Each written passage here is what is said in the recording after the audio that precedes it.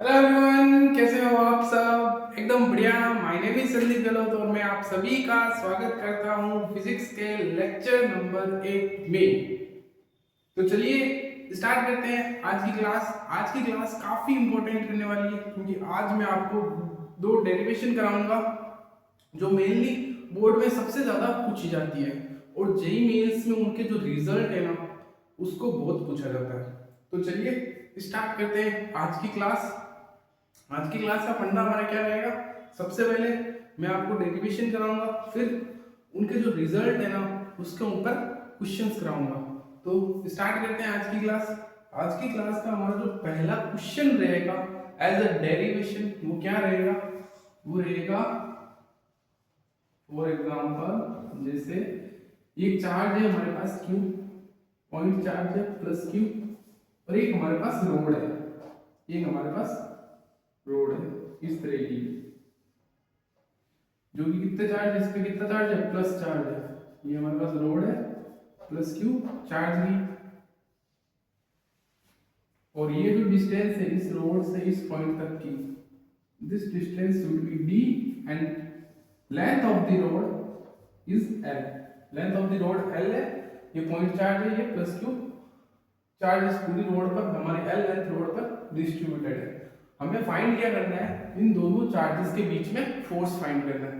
अब मैंने आपको कूलम्ब्स लॉ के बारे में बताया था। कूलम्ब्स लॉ दो चार्जेस के फोर्स के बारे में बताता है। तो कुछ बच्चों का आंसर क्या आएगा? सर इन दोनों चार्जेस के बीच में जो फोर्स होगा ना वो क्या होगा? के क्यू स्क्वायर डिवाइडेड बाई इन दोनों चार्जेस के बीच डिस्टेंस का स्क्वायर।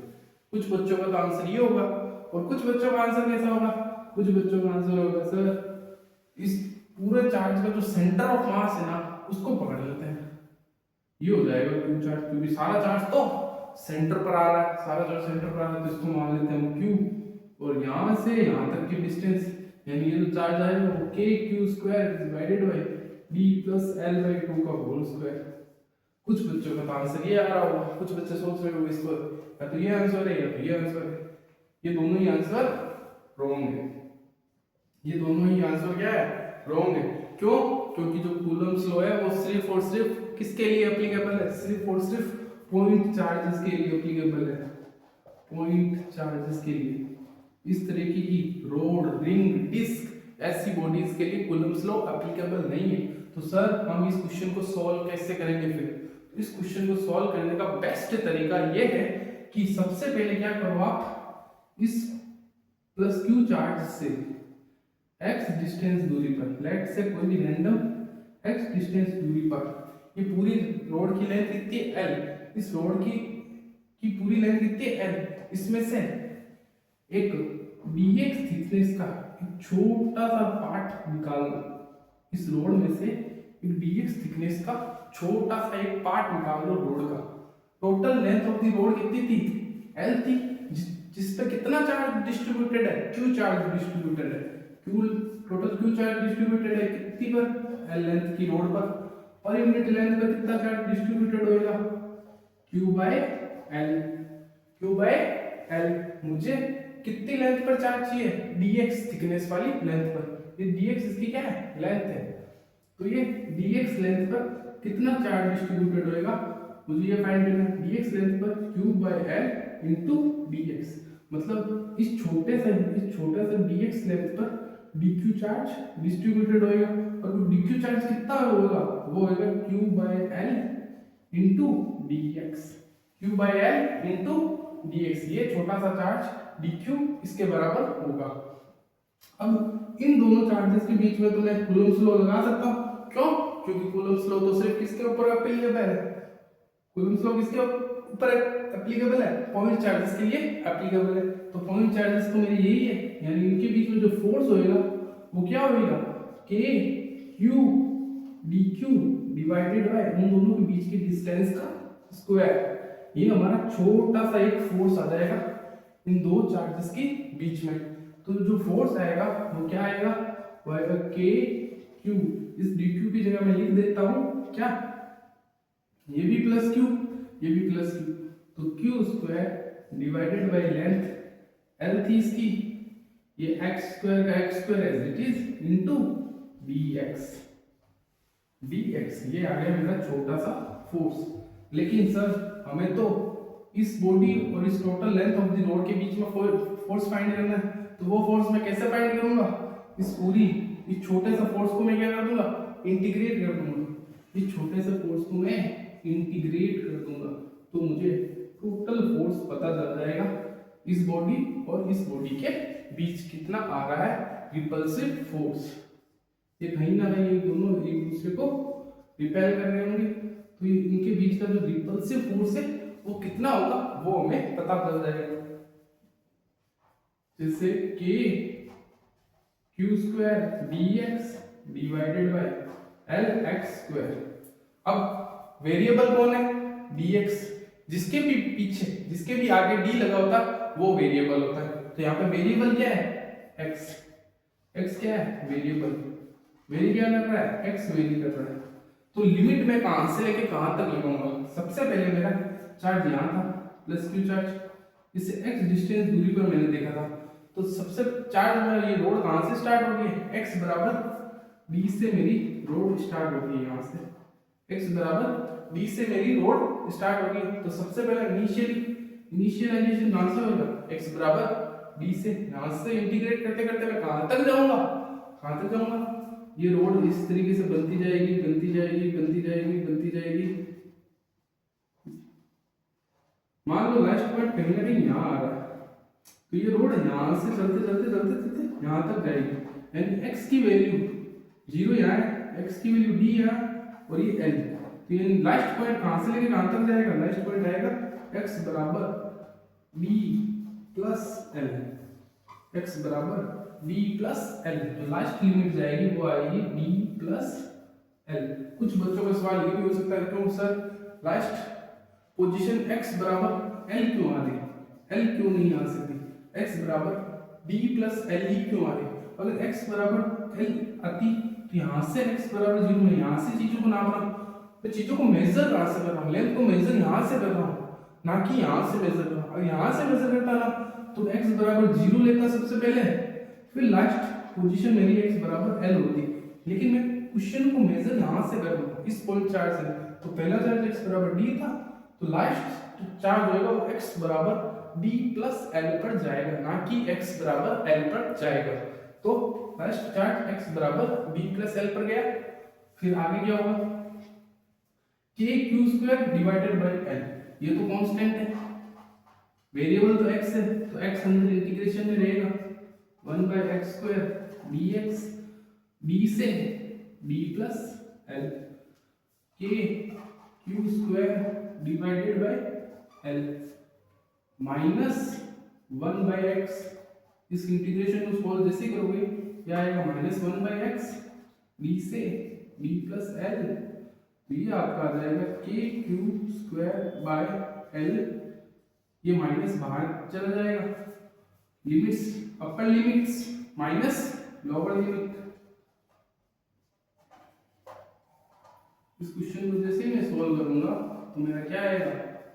यहां से आ जाएगा मेरा d into D plus L, तो ये d आया माइनस यहाँ पर आ जाएगा d प्लस एल। तो ये बेसिकली ये यहाँ पे नेगेटिव है, तो ये d से ये d गया, माइनस l बचा, ये माइनस से ये माइनस गया, प्लस आ जाएगा, इस l से ये l गया। तो फाइनल जो फोर्स आएगा एक रोड और एक q चार्ज के बीच में, फाइनल जो फोर्स आएगा किसके किसके बीच में? एक रोड और एक q चार्ज के बीच में जो फोर्स आएगा वो कितना आएगा?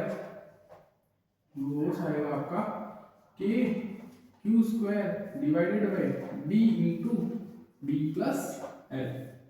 ये फोर्स आ रहा है k q square divided bye d into D plus l। आप इस फोर्स को लर्न भी कर सकते हो, क्योंकि एज अ रिजल्ट आपको इस पे क्वेश्चन आ सकता है, तो आपको इस पे क्वेश्चन आ सकता है। अब चाहो तो इसको लर्न भी कर सकते हो, बड़ा आसान है। अब अगला क्वेश्चन, ये डेरिवेशन आपको समझ में आ गई? एक रोड, एक पॉइंट चार्ज, किस तरीके से मैंने सबसे पहले स्मॉल फोर्स निकाला, कैसे निकाला? यहाँ से x कोई भी रैंडम x लेंथ देके dx लेंथ का छोटा सा एक एलिमेंट लिया, dx लेंथ का, जिसपे चार्ज dq था। dq चार्ज की वैल्यू निकालनी, क्यों कैसे निकालनी, q चार्ज l लेंथ पर q चार्ज डिस्ट्रीब्यूटेड था, पर यूनिट लेंथ पर q by l हो गया, तो dx लेंथ पर कितना आएगा, q by l into dx, ये आ गया। तो dq चार्ज कितना आ गया, q by l into dx। इन दोनों के बीच में मैं कूलम्ब फोर्स लगा सकता हूँ, छोटा वाला फोर्स। वो छोटा वाला फोर्स क्या होएगा, kq dq divided by x square, जहाँ dq की वैल्यू क्या थी, q by l into dx, ये स्मॉल फोर्स ये आ गया। अब मुझे टोटल फोर्स निकालना था इन दोनों के बीच में, तो मैं इस छोटे से फोर्स को इंटीग्रेट कर देता हूँ। जैसे इंटीग्रेट करता हूँ तो x बराबर d पर पहला चार्ज आता है, फिर लास्ट चार्ज x बराबर d प्लस l पर आता है, तो लिमिट d से d प्लस l, तो यहाँ से सॉल्व करते गया और फाइनल मेरा फोर्स जो आया वो क्या है, k q square divided bye d into D plus l। अब अगला क्वेश्चन देखते हैं रिंग वाला, जो कि काफी इंपॉर्टेंट है, ये भी बोर्ड्स में आ सकता है। अगला क्वेश्चन, वो वाला क्वेश्चन काफी इंपॉर्टेंट है, उस वाले क्वेश्चन को ध्यान से समझना। जिससे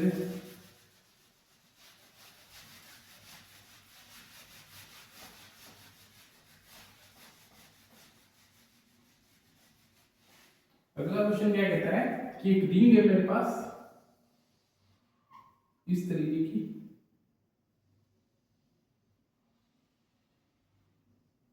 इस तरीके की एक रिंग है जिसकी ये सेंट्रल एक्सिस है,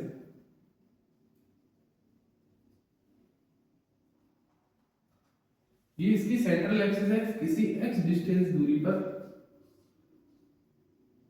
एक छोटा सा पॉइंट चार्ज q मैंने यहाँ रखा है, एक छोटा सा point charge q x distance दूरी पर रखा, इस रिंग पर total plus charge q distributed है।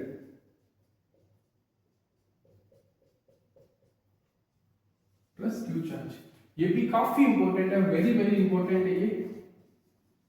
ये जो डेरिवेशन है ये भी बहुत इंपॉर्टेंट है फॉर बोर्ड्स के लिए।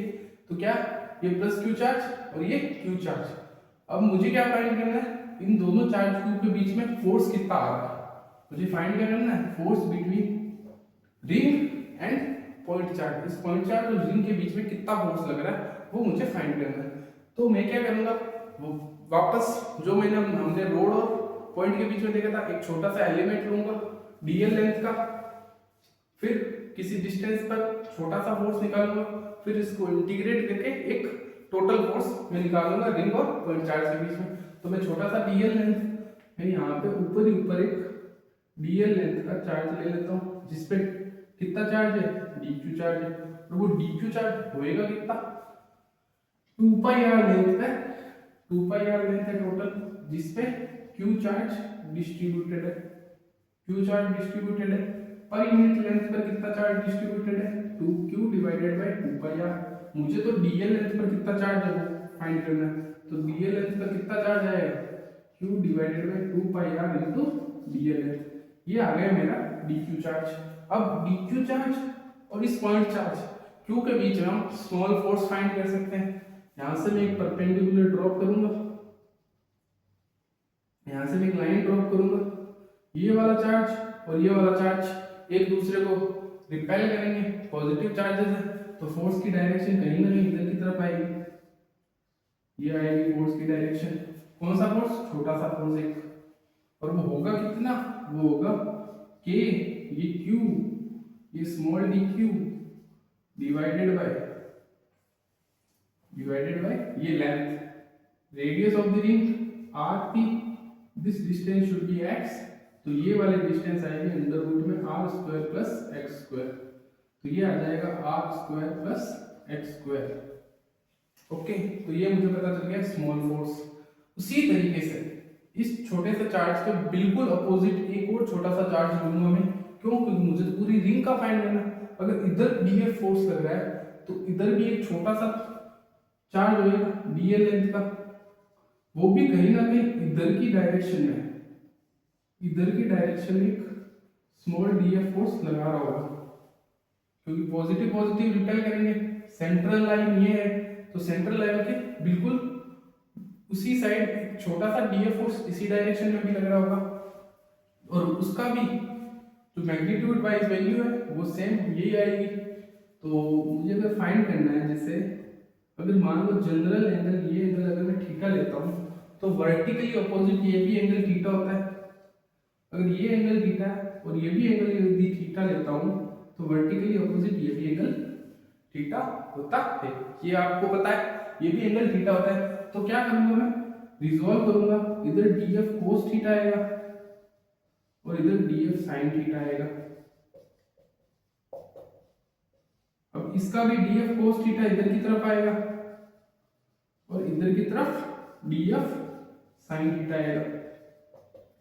ये डीएफ साइन थीटा और ये डीएफ साइन थीटा तो आपस में कैंसिल आउट हो जाएंगे, यानी जो नेट फोर्स आएगा, यानी जो भी हमारा नेट फोर्स आएगा वो कहीं ना कहीं डीएफ कोस थीटा की वजह से ही आएगा। नेट फोर्स मेरा जो भी आएगा वो कहीं ना कहीं डीएफ कोस थीटा की वजह से ही आएगा। इस पूरी रिंग को मुझे क्या करना पड़ेगा, इस पूरी रिंग में जितने भी चार्जेस हैं, हर चार्ज इस पॉइंट चार्ज क्यू को एक फोर्स लगा रहा होगा जिसमें एफ कोस थीटा और एफ साइन थीटा दोनों फोर्सेस होंगे। एक की डायरेक्शन एफ कोस थीटा, दूसरे की direction F sine theta. F sine theta वाले फोर्स सारे के सारे कैंसिल आउट हो जाएंगे और जो भी नेट रिजल्टेंट फोर्स आएगा वो सिर्फ और सिर्फ किसकी वजह से आएगा, डीएफ कोस थीटा की वजह से ही आएगा, स्मॉल डीएफ कोस थीटा।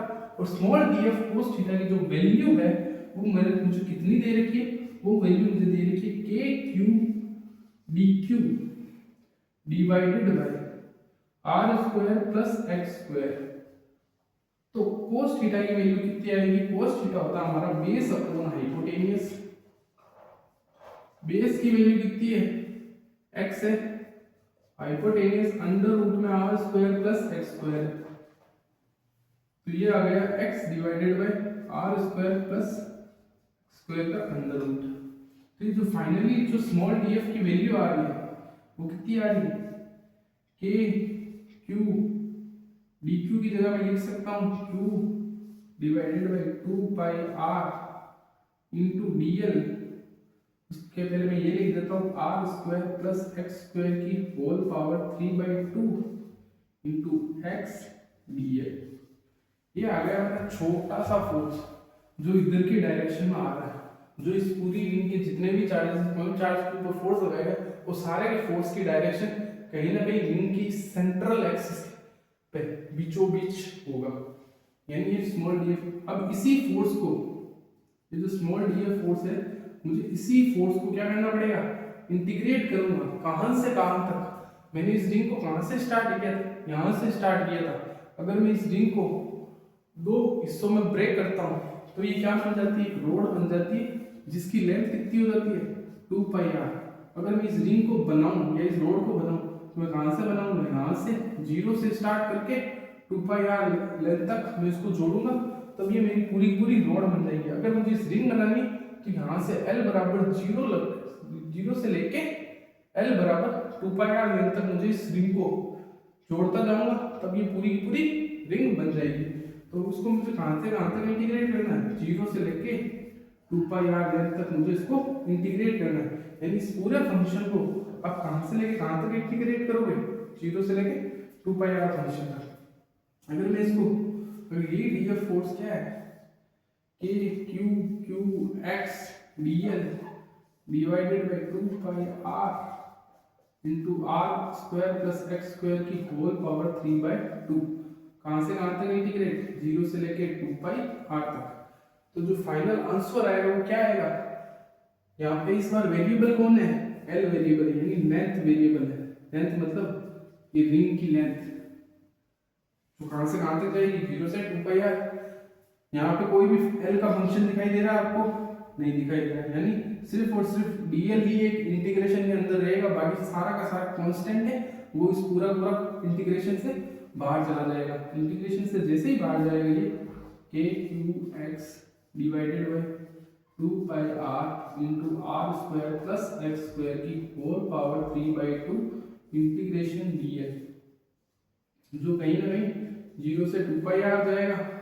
और डीएल को मैं एल लिख सकता हूँ, यानी ये वैल्यू क्या आ जाएगी k q q x divided by 2 pi are into r square plus x square की होल पावर 3/2।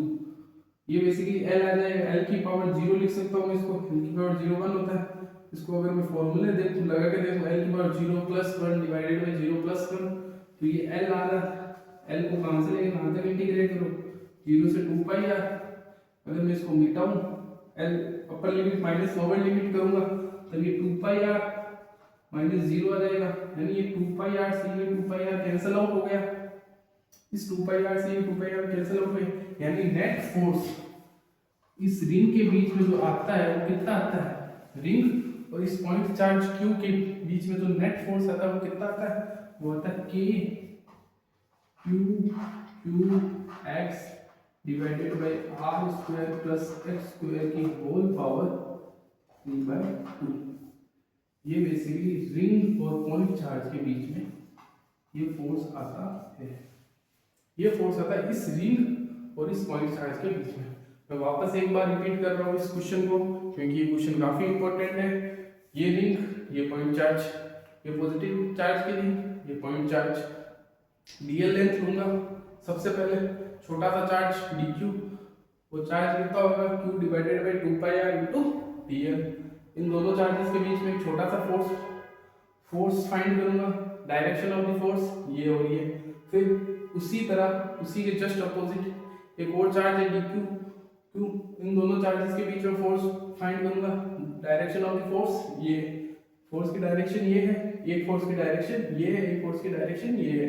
दोनों फोर्सेस को जब मैं रिजॉल्व करूंगा तो एक डीएफ साइन थीटा, एक डीएफ कोस थीटा आ रहा है। डीएफ साइन थीटा तो आपस में कैंसिल आउट हो जा रहा है, डीएफ कोस थीटा है वही जुड़ने वाला है। हमें पता चल गया एक ऐसा फोर्स, दूसरी फोर्स, छोटा सा फोर्स डीएफ कोस थीटा, वही पूरा का पूरा जुड़ने वाला पूरी रिंग में। जितने भी ये रिंग में पॉजिटिव पॉइंट चार्जेस हैं उनका हर एक चार्जेस का एक एफ साइन थीटा एक एफ कोस थीटा आता था, एफ साइन थीटा सारे के सारे हट जाते थे, एफ कोस थीटा जुड़ने वाला, मतलब नेट रिजल्टेंट फोर्स इस पूरी रिंग का इस क्यू चार्ज पर इधर की तरफ आता टीएफ कोस थीटा। ये तो छोटी सी एक चार्ज के लिए हो गया। अगर मुझे टोटल रिंग की वजह से निकालना था तो मैं इस डीएफ को इंटीग्रेट करता कहां से कहां तक, 0 से लेके 2 पाई आर तक। अगर मुझे पूरी की पूरी रिंग बनानी होती तो रिंग भी बनानी है, 0 से 2 पाई आर में इंटीग्रेट करूंगा। तो जैसे ही 0 से 2 पाई आर इंटीग्रेट किया, फिर इसको सॉल्व किया, तो फाइनल जो आंसर आया वो k q q x divided by r square plus x square की होल पावर 3/2, ये मेरा आंसर आ रहा है। तो आपको ये क्वेश्चन अच्छे से समझ में आ गया, ये क्वेश्चन बोर्ड में आ सकता है। अब हम बात करते हैं आगे।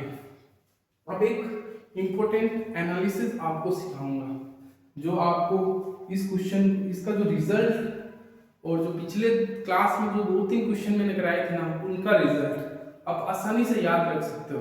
कैसे वो समझते हैं,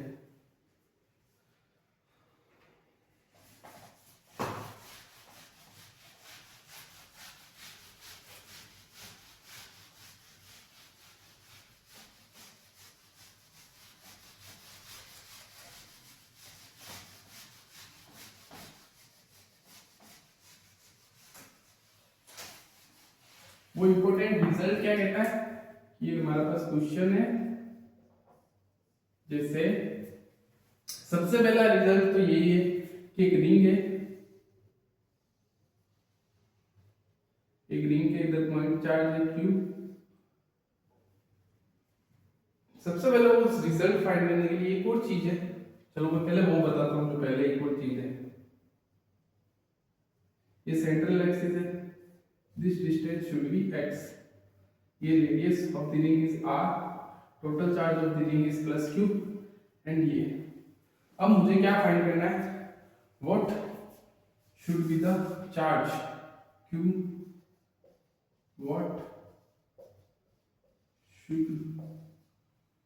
what should be the charge, what should be the distance x, so that what should be the distance x so that force is maximum between them, मतलब इस क्यू चार्ज को मैं इस रिंग से कितनी दूरी पर रखूं, इस क्यू चार्ज को इस रिंग से कितनी दूरी पर रखूं ताकि इस चार्ज और इस रिंग के बीच में फोर्स मैक्सिमम लगे। मैक्सिमा मिनिमा का कॉन्सेप्ट हमने कल भी पढ़ा था एक क्वेश्चन के अंदर, जिसमें हमारा यूज किसका हुआ था, मैक्सिमा और मिनिमा का हुआ था। एक इस क्यू चार्ज को एक रिंग से कितना दूर रखूं ताकि इन दोनों चार्जेस के बीच में फोर्स मैक्सिमम हो, वो मुझे डिस्टेंस निकालनी है कि इन दोनों चार्जेस के बीच में फोर्स मैक्सिमम आए। तो वो डिस्टेंस में निकालूंगा कैसे, मुझे पता है मेरे पास फोर्स का जो फंक्शन आया था वो क्या आया था, वो आया था k q q x divided bye d square d r square plus x square की होल पावर 3/2। ये मेरे पास फंक्शन ऑफ द फोर्स है। मुझे इस फंक्शन को मैक्सिमाइज करना, मैक्सिमा मिनिमा मुझे बताना है किस डिस्टेंस पर फोर्स मैक्सिमा है। यानी यहाँ पे वेरिएबल क्या होगा x, मतलब किसके रेस्पेक्ट में फोर्स को डिफरेंशिएट करना है, x के रेस्पेक्ट में मुझे फोर्स को डिफरेंशिएट करना है ताकि वो डिस्टेंस निकाल सकूं, ताकि इस रिंग और इस क्यू के बीच में फोर्स मैक्सिमम आ जाए। वो डिस्टेंस मैं कैसे निकालता हूं वो देखिए, k q q x into r square plus x square की होल पावर माइनस 3/2। इस वाले पार्ट को मैं ऊपर ले आया बस, और कुछ नहीं किया। अभी क्या करता हूँ, k q q ये x और इस r square plus x square की होल पावर माइनस 3/2 के बीच में प्रोडक्ट रूल रखेगा, प्रोडक्ट रूल लगेगा।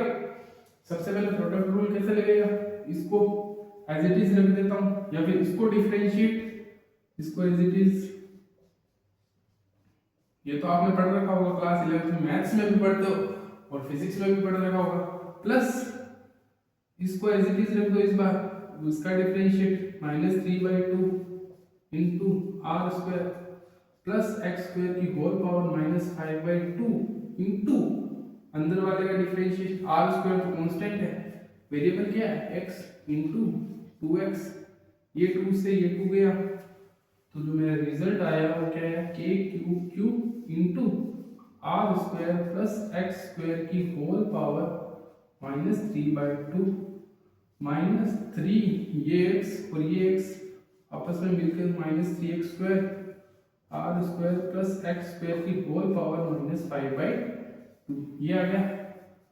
अब इस पूरे डिफरेंशिएशन फंक्शन को आप किसके बराबर रख दो, जीरो के बराबर रख दिया मैंने। इस पूरा फंक्शन को किसके बराबर रख दिया, जीरो के बराबर। अब जो भी पॉइंट आएगा वही मैक्सिमा और मिनिमा पॉइंट डिफाइन करेगा।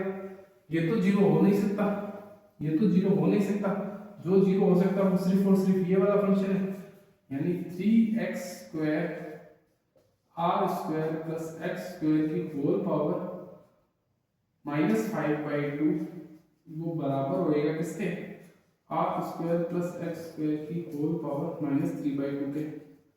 ये वाला इसके अपॉन में जाएगा, अपॉन में जैसे जाएगा ऊपर जाएगा तो प्लस 5/2 माइनस 3/2 कितना होता है 2/2, यानी ये कैंसिल हो गया, कितना बच जाएगा, सिर्फ 3x स्क्वायर की वैल्यू किसके बराबर आ जाएगी, r square plus x square. इसको सॉल्व करना आप, फिर इधर आ जाएगा ये 2x square is equal to r square, यानी जो x की वैल्यू मेरी यहाँ पे आ रही है वो आ रही है plus minus r under root में 2। ये this is a very important result. ये जेई मेंस में कम से कम 5 बार आ गया, कम से कम मिनिमम 5 टाइम्स डायरेक्ट पूछा है। इस क्यू चार्ज और इस क्यू चार्ज के बीच में ये रिंग और ये क्यू चार्ज है, इस क्यू चार्ज को रिंग के कितना पास रखूं, कितनी डिस्टेंस पर रखूं इस क्यू चार्ज को रिंग से, ताकि इनके बीच में जो फोर्स आए वो मैक्सिमम फोर्स आए। तो जो x की वैल्यू जो आती है वो कितनी आ रही है, प्लस माइनस r/√2 डिस्टेंस पर जब आप ये रखोगे दोनों चार्जेस को, तब इनके बीच में जो फोर्स होएगा वो मैक्सिमम होगा। इसका एक डायग्राम भी मैं आपको बना के दिखाता हूँ, इसको मिटा दूं, आप नोट कर लिया, स्क्रीनशॉट लेके इसको बाद में नोट कर लेना या फिर वीडियो को पॉज कीजिए और इसको नोट कर लीजिए।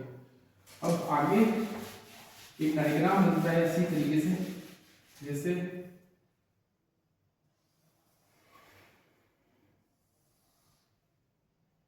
मैं यहाँ पे रिंग बना रहा हूँ एक,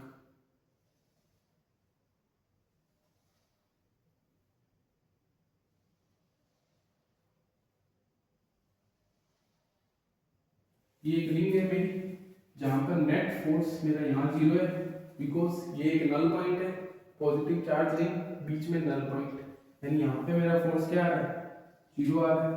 इसकी एक्सिस से x बराबर r/√2 डिस्टेंस पर मेरा फोर्स क्या आ रहा है, मैक्सिमम आ रहा है। r/√2 डिस्टेंस पर मेरा फोर्स क्या आ रहा है, मैक्सिमम आ रहा है। और r बराबर minus r/√2 distance, minus basically इस वाली डायरेक्शन को बता रहा है, इस वाली डायरेक्शन को, पॉजिटिव इस वाली डायरेक्शन को बता रहा है, माइनस सिर्फ और सिर्फ डायरेक्शन को रिप्रेजेंट कर रहा है। ये नेगेटिव के डायरेक्शन, नेगेटिव की तरफ ये वाला फोर्स इधर की डायरेक्शन में मैक्सिमम होगा, यानी इसका जो डायग्राम बनेगा वो कुछ इस तरीके से बनेगा। यहाँ पे फोर्स मैक्सिमम आया, फिर घटेगा घटेगा घटेगा इस तरीके से 0 की तरफ चला जाएगा, फिर इधर फोर्स मैक्सिमम हुआ, फिर घटते घटते इधर की तरफ 0 की तरफ आ गया।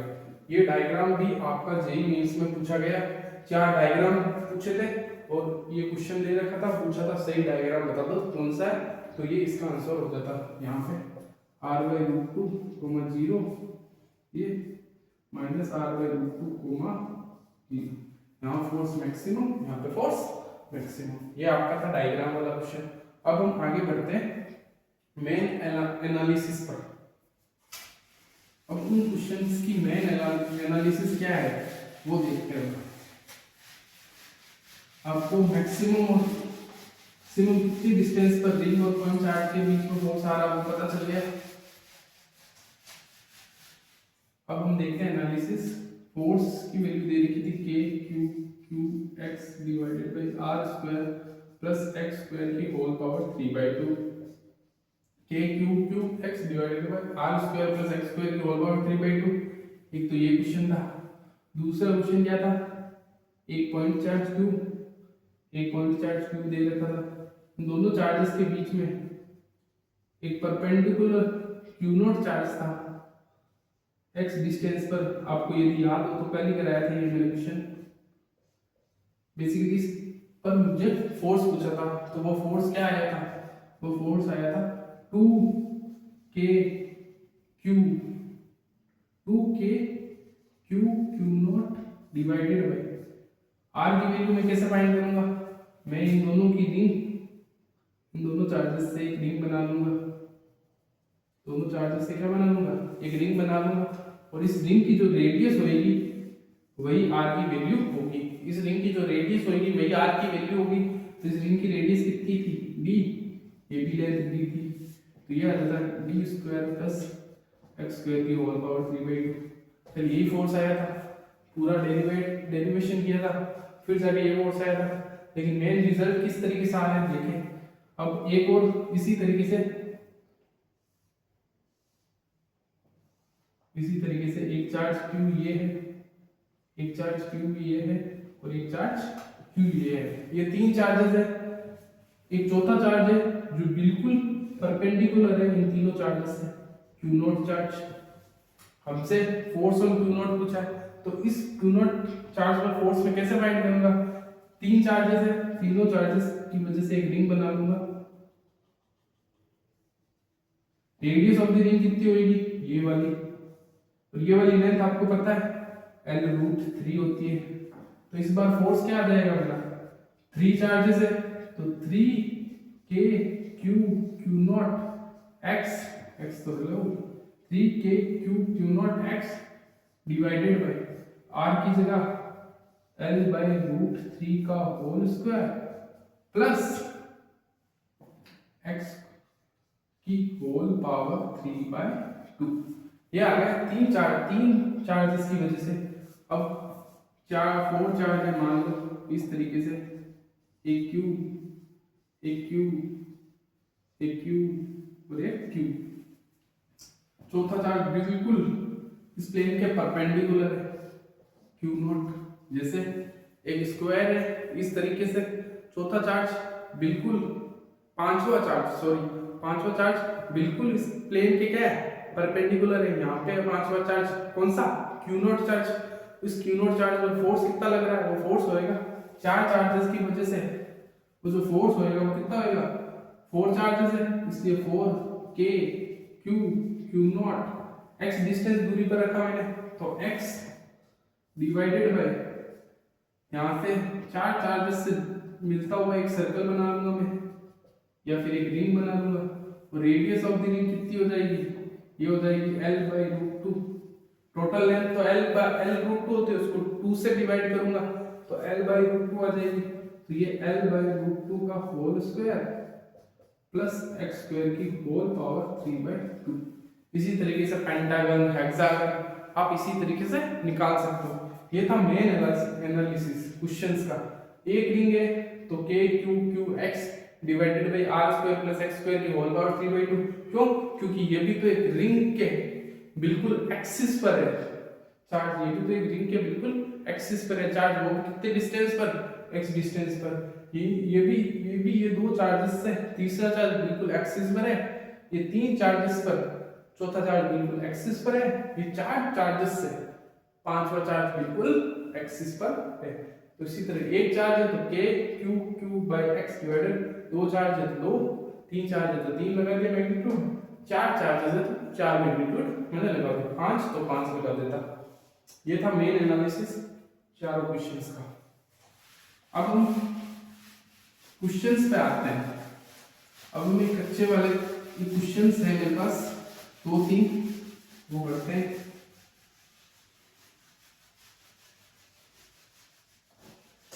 या फिर क्वेश्चन बाद में करेंगे, एक दो एनालिसिस और देख लेते हैं।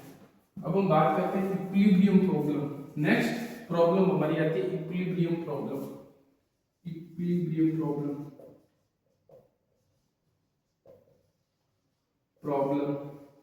अब इन प्रॉब्लम्स से हम कैसे डील करते हैं? इक्विलिब्रियम प्रॉब्लम का मतलब क्या है समझिए। जैसे मेरे पास एक ट्राइंगल दे रखा है, इस तरीके का एक ट्राइंगल है, इधर क्यू चार्ज है, इधर क्यू चार्ज है और इधर भी क्यू चार्ज है। सेंटर पर मेरा पॉजिटिव या नेगेटिव कोई भी क्यू चार्ज है। मुझसे क्या पूछा है? नेट मतलब पूरा का पूरा जो सिस्टम है ना वो इक्विलिब्रियम होना चाहिए। What is the value of charge Q? इस चार्ज क्यू की ऐसी क्या वैल्यू होनी चाहिए कि पूरा का पूरा जो सिस्टम है ना वो पूरा का पूरा सिस्टम इक्विलिब्रियम होना चाहिए। व्हाट इज द क्वेश्चन क्या कहता है? क्वेश्चन कहता है what is the value of charge Q so that whole system should be equilibrium।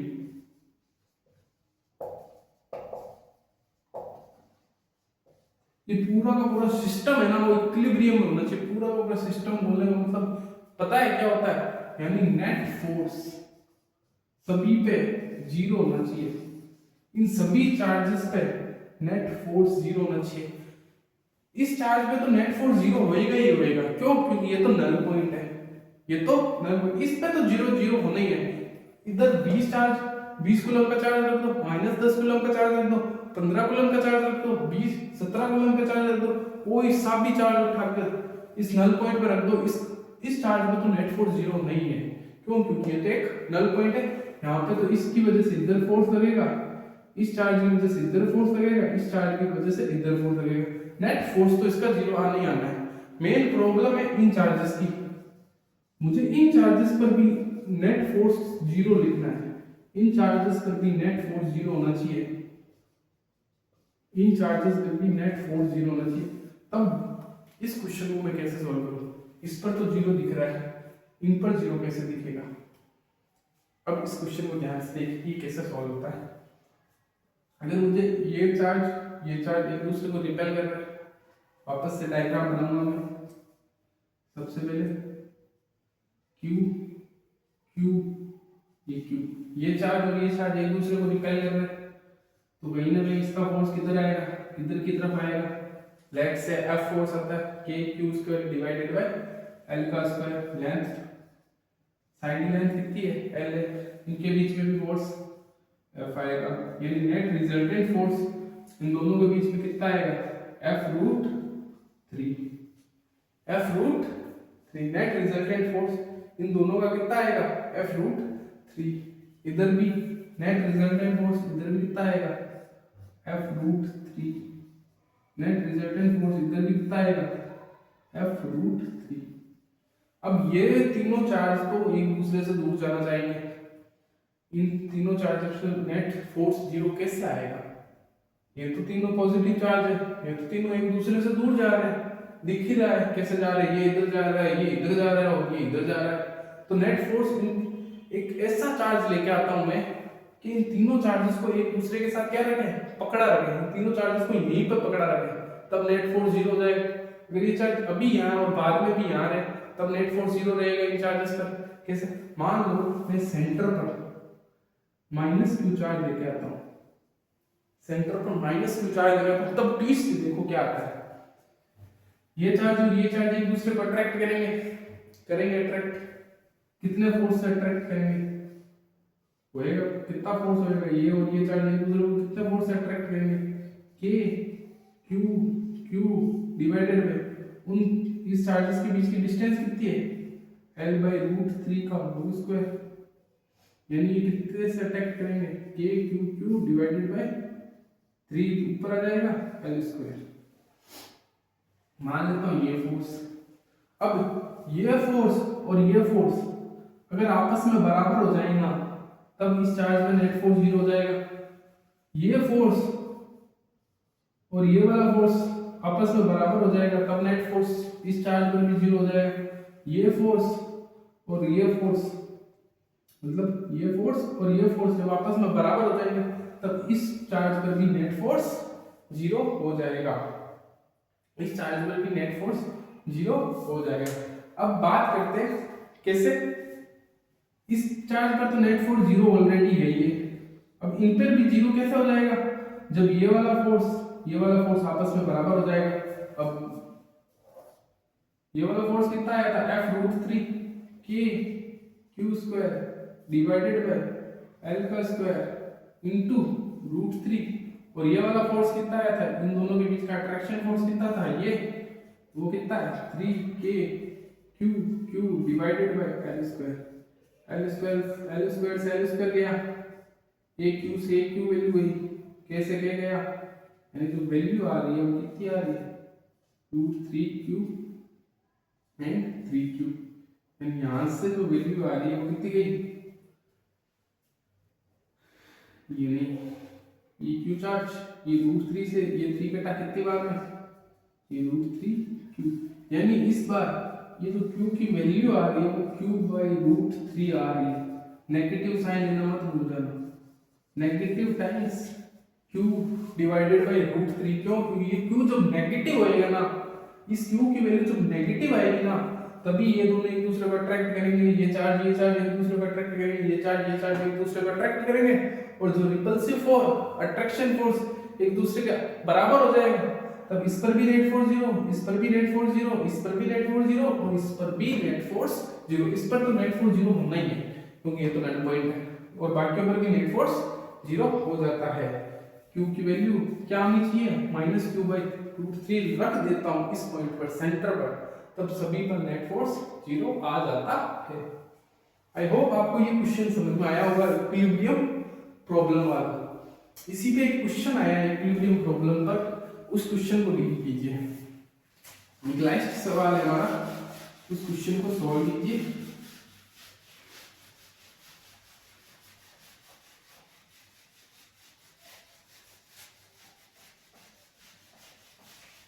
इससे उस क्वेश्चन को सॉल्व कीजिए। क्वेश्चन क्या कहता है? हमारे पास 3 चार्जेस है, एक चार्ज है q प्लस q, छोटा charge q and plus q, 3 हमारे पास चार्जेस है। ये जो डिस्टेंस है 0,0 वाली डिस्टेंस है, ये डिस्टेंस d/2,0 वाली डिस्टेंस है, ये d,0 वाली डिस्टेंस है, यानी यहां से लेके यहां तक की डिस्टेंस d है, और ये जो चार्ज q है ये इन दोनों चार्जेस के बीच का सेंटर पॉइंट है। बोले तो अगर ये दोनों चार्ज प्लस q चार्ज लिए, यानी ऑब्वियसली बात है ये जो बीच में चार्ज है इस पर तो नेट फोर्स ऑलरेडी जीरो है, क्योंकि ये एक नल पॉइंट है, क्योंकि एक नल पॉइंट। हमसे क्वेश्चन में क्या पूछा है, what is the value of charge q, मतलब इस स्मॉल चार्ज q की वैल्यू में ऐसी क्या लूं कि इन दोनों चार्जेस पर नेट फोर्स जीरो हो जाए, इन दोनों चार्जेस पर नेट फोर्स जीरो हो जाए, या फिर इस 0,0 वाले चार्ज पर नेट फोर्स जीरो हो जाए। ये क्वेश्चन पूछा था, दोनों पर ही जीरो होगा, और लेकिन क्वेश्चन में इसका पूछा था। तो बताइए इस प्लस q चार्ज की वैल्यू क्या होगी। क्वेश्चन में क्या पूछा, what is the value of q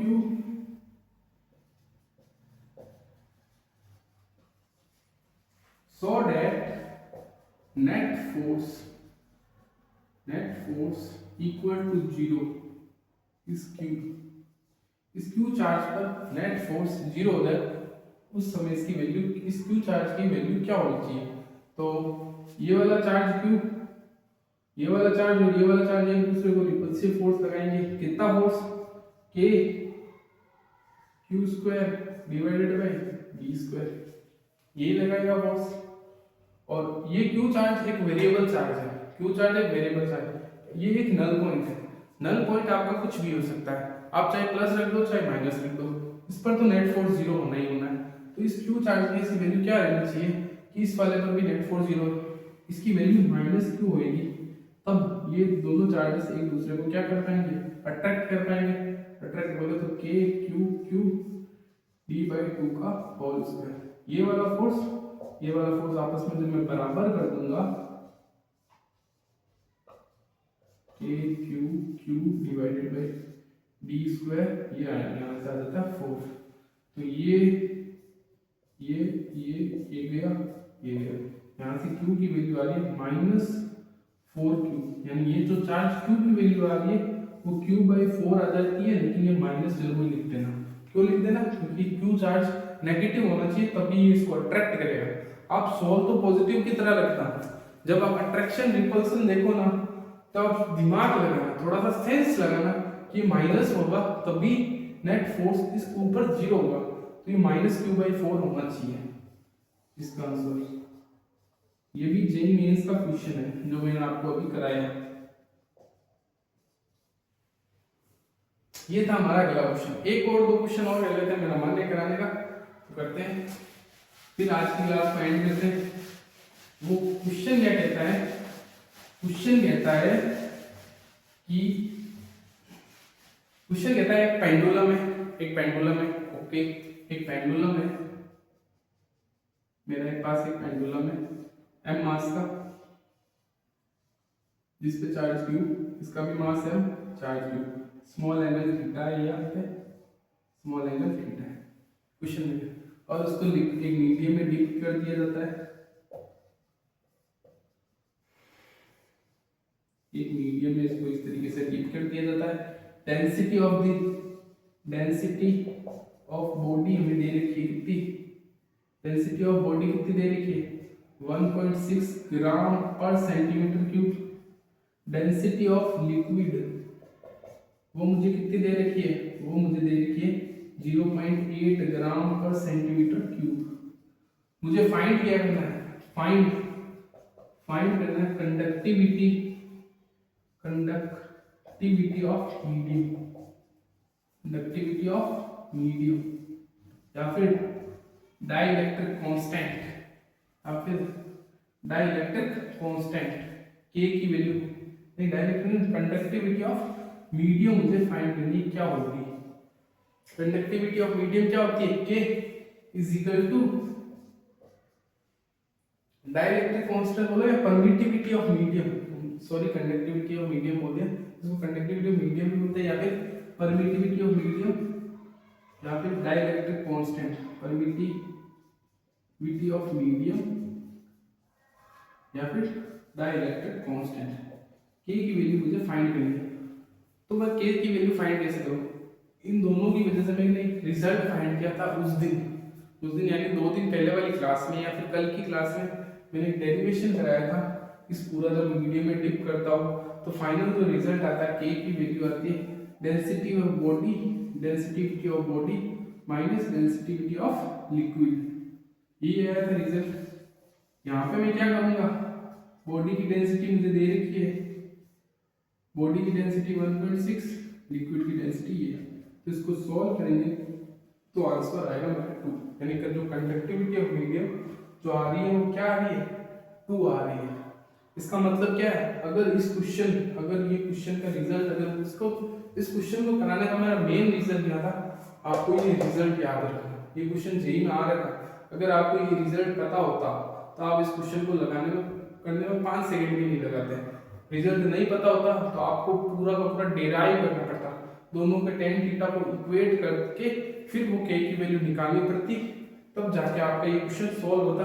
उसको करने में लगभग 5 मिनट आपको लग जाते हैं। तो अब अगला एक और लास्ट क्वेश्चन और देख लेते हैं, इसी का है, पेंडुलम के जैसा ही वो भी क्वेश्चन, पेंडुलम के जैसे ही वो क्वेश्चन, वो क्वेश्चन क्या कहता है, इन दोनों बॉडीज का मास ऑफ द बॉडी उस केस में क्या दे रखी है, 10 ग्राम दे रखा है, थीटा स्मॉल है, कह रखा है थीटा शुड बी स्मॉल दे रखा है, लेंथ दे रखी है 0.5, और ये वाली जो लेंथ दे रखी है, इन दोनों के बीच की लेंथ दे रखी है 0.2 मीटर। उस केस में हमने find the value of charge Q,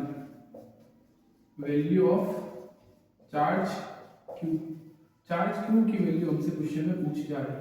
इन दोनों चार्जेस के बीच में लेंथ 0.2 दे रखी है, ये पेंडुलम की लेंथ 0.5 है, एंगल थीटा है, तो हमें एक रिजल्ट मिलता है tan theta is equal to होता है Fe by mg।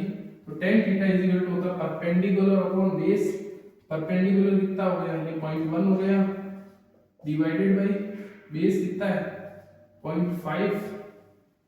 Look perpendicular ये है, सॉरी परपेंडिकुलर तो 0.5 है, 0.1 है, तो बेस कितना है, बेस ये वाली हाइट होगी, ये वाली हाइट कितनी होगी, अंडर रूट में 0.5 का स्क्वायर माइनस 0.1 का square is equal to F की वैल्यू क्या लिख सकता हूं मैं, k q square divided by r square की जगह 0.2 का स्क्वायर इनटू मास, ग्राम को मैं केजी में कन्वर्ट कर लेता हूँ, 10 टू द पावर -3 केजी आ जाएगा, ये आ जाएगा मेरा 10 टू द पावर -2 केजी। तो ये आ जाएगा 10 टू द पावर -2 इंटू जी की वैल्यू 10 और के की वैल्यू मैं लिख देता हूँ 9 इंटू 10 टू द पावर 9, क्यू की वैल्यू मुझे निकालनी है यहाँ से 0.2 का स्क्वायर इंटू 10 की पावर -1 0.1 अंडर रूट में 0.5 का स्क्वायर माइनस 0.1 का स्क्वायर। यहाँ से आप क्यू की वैल्यू निकाल लेना, जो भी क्यू आएगा वही आपका आंसर होगा, जो भी क्यू की वैल्यू आएगी वही आपका आंसर होगा। आज की क्लास हमारी यहीं तक थी। अब अगली क्लास में हम इलेक्ट्रिक फील्ड के बारे में पढ़ेंगे, पक्का पढ़ेंगे, क्योंकि इतने दिन तक हमारी क्लास सिर्फ क्वेश्चन हो रही थी और कुछ इंपॉर्टेंट डेरिवेशन पे हो रही थी। तो अगली क्लास में हम इलेक्ट्रिक फील्ड के बारे में जरूर पढ़ेंगे। तो आज की क्लास हमारी काफी जबरदस्त रही, हमने इंपॉर्टेंट डेरिवेशंस के बारे में पढ़ा और कुछ अच्छे लेवल के क्वेश्चंस किए जेईई मेंस के। तो थैंक यू सो मच बच्चों आज की क्लास एंजॉय करने के लिए। अगली क्लास हम इलेक्ट्रिक फील्ड के बारे में पढ़ेंगे, तो अगला सेशन जरूर देखना। तो thank you so much, Radhe Radhe, जय श्री कृष्ण।